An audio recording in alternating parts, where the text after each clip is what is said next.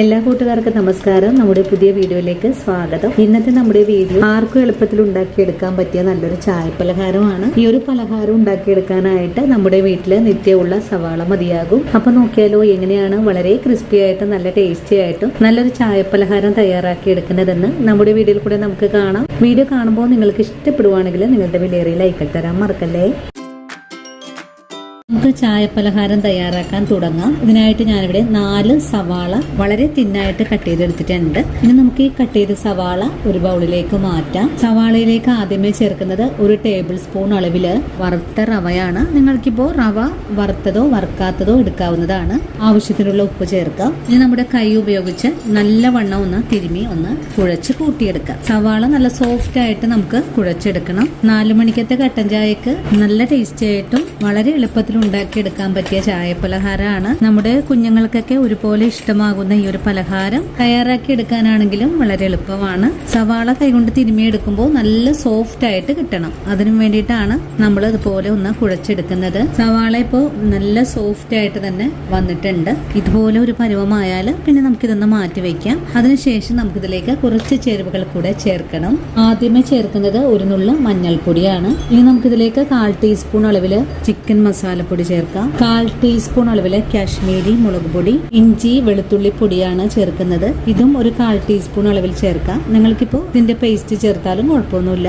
ഇനി വേണ്ടത് 1 table spoon അളവില് വറുത്ത അരിപ്പൊടിയാണ്. 2 പച്ചമുളക് കട്ട് ചെയ്ത് ചേർക്കാം. 1 ടേബിൾ സ്പൂൺ അളവില് മൈദപ്പൊടി കൂടെ ചേർക്കണം. ഇനി കുറച്ച് കറിവേപ്പില പൊടിയായി കട്ട് ചെയ്തതും കൂടെ ചേർത്ത് നമ്മുടെ കൈ ഉപയോഗിച്ച് നല്ലതുപോലെ തിരുമ്മി ഒന്ന് കുഴച്ചെടുക്കാം. ഒരുപാട് പൊടി കൂടി പോകരുത്. സവാള മേലെ കാണുന്ന രീതിയിലായിരിക്കണം നമുക്കിതിലേക്ക് പൊടികൾ ചേർക്കേണ്ടത്. അങ്ങനെ നമ്മുടെ പൊടി ഇവിടെ കുഴച്ചെടുത്തിട്ടുണ്ട്. ഇനി നമുക്ക് ഉടൻ തന്നെ പൊരിച്ച് എടുക്കാൻ തുടങ്ങാം. ഇത് റെസ്റ്റ് ചെയ്യാനൊന്നും വെച്ചു കൊടുക്കേണ്ട ആവശ്യമില്ല.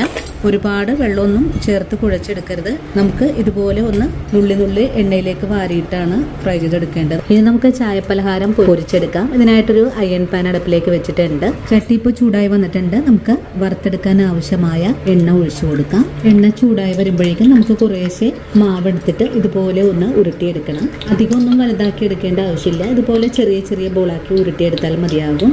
എണ്ണ ഇപ്പോൾ നല്ല പോലെ ചൂടായി വന്നിട്ടുണ്ട്.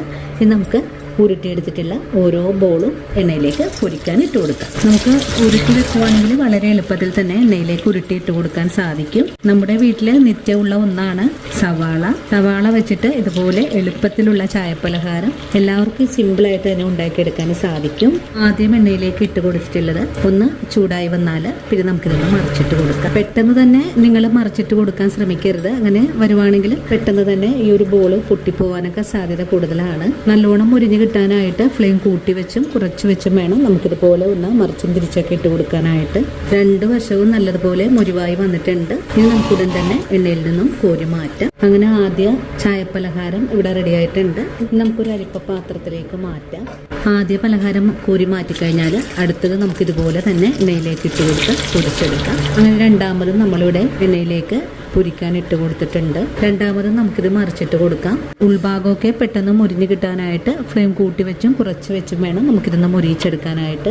നല്ലോണം മുരിഞ്ഞ് വരുമ്പോഴേക്കും നമുക്ക് മറിച്ചിട്ട് കൊടുക്കാം. കയ്യിൽ വെച്ച് പരത്തി വേണമെങ്കിലും എണ്ണയിലേക്ക് ഫ്രൈ ചെയ്യാൻ ഇട്ട് കൊടുക്കാവുന്നതാണ്. അങ്ങനെ രണ്ടാമത് ഫ്രൈ ചെയ്യാൻ എണ്ണയിലേക്ക് ഇട്ട് കൊടുത്തിട്ടുള്ളതും നല്ല പോലെ തന്നെ മുരിവായി വന്നിട്ടുണ്ട്. ഇനി നമുക്കിതും കൂടെ എണ്ണയിൽ നിന്നും കോരി മാറ്റാം. അങ്ങനെ വളരെ രുചികരമായിട്ടുള്ളതും നല്ല ക്രിസ്പി ആയിട്ട് തന്നെ ഉണ്ടാക്കി കഴിക്കാനും പറ്റിയ നല്ലൊരു ചായപ്പലഹാരം ഇവിടെ റെഡിയാണ്. ഈ ഒരു വീഡിയോ കണ്ടിട്ട് എല്ലാവരും വീടുകൾ തയ്യാറാക്കി നോക്കുക. തയ്യാറാക്കി നോക്കുമ്പോൾ നിങ്ങൾക്ക് ഈ പലഹാരത്തിന്റെ സ്വാദ് ഇഷ്ടപ്പെടുവാണെങ്കിൽ തീർച്ചയായിട്ടും ചേച്ചി ഒന്ന് സപ്പോർട്ട് ചെയ്യാൻ മറക്കരുത്.